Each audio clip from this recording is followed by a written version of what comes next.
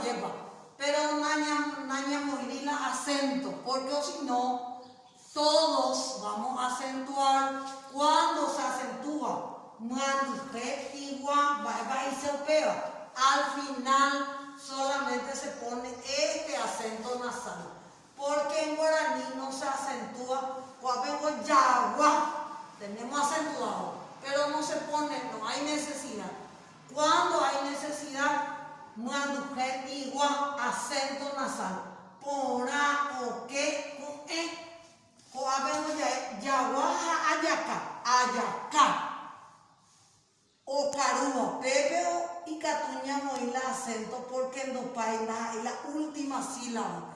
Entonces, ¿qué es lo que tenemos que saber? Que en guaraní nunca ninguna palabra se acentúa a no ser que sea antigua, porque ipuma oila ayaca, yagua.